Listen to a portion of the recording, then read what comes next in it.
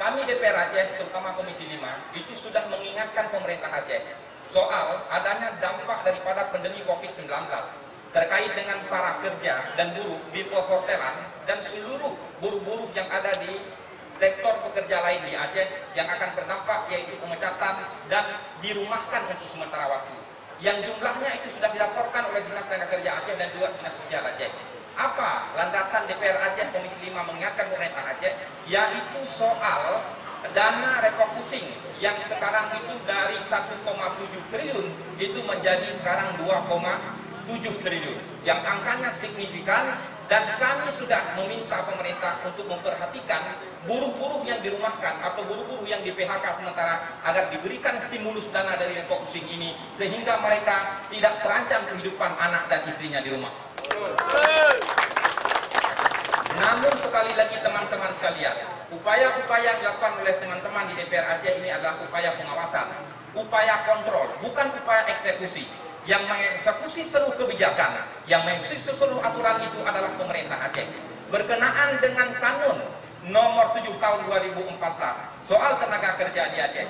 Teman-teman sekalian, saya ingin tanyakan, apakah teman-teman aliansi buruh sudah baca isi kanun ini? Sudah? Ya, saya yakin semua belum baca isi kanun ini, meski ada 1-2 orang yang sudah membacanya.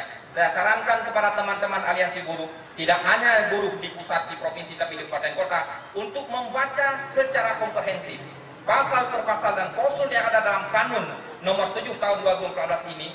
Apabila nanti ada pasal dan klausul yang tidak memuat tentang kepentingan buruh, tuntutan buruh yang ada di Aceh, silakan kami beri kesempatan kepada teman-teman aliansi buruh untuk menyiapkan draft usulan revisi kanun nomor 7 tahun 2014. Silakan serahkan ke kami DPR Aceh Komisi 5, dan itu akan kami jadikan usul inisiatif DPR Aceh untuk kita bahas menjadi revisi kanun tenaga kerja di Aceh, sehingga tenaga kerja Aceh keberadaannya itu legitimate dan mendapat penghargaan dari pemerintah. Karena buruh, tanpa buruh ekonomi negara akan hancur.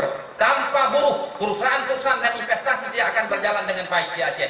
Tapi sekali lagi saja teman-teman, investasi apapun, investasi yang mendongkrak tentang pemberdayaan ekonomi, yang mendongkrak tentang kapabilitas dan kapasitas tentang harga diri marwah bangsa Aceh, tetap harus kita dukung bersama-sama, tentunya dengan tidak mengenyampingkan kearifan lokal, dengan tidak memasukkan tenaga kerja asing ke Aceh, karena anak-anak Aceh juga berpendidikan, punya mentalitas kerja dan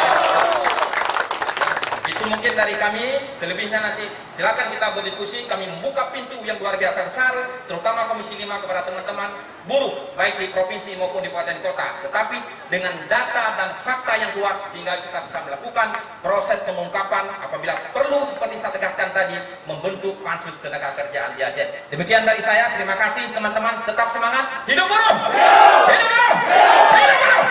Terima kasih. Wassalamualaikum warahmatullahi wabarakatuh. Ya, terima kasih kami ucapkan kepada para pimpinan kami di DPR Aceh yang telah menanggapi berbagai isu tadi, dan alhamdulillah, insya Allah mudah-mudahan kita bisa terus bersinergi untuk kemaslahatan pekerja buruh di Aceh.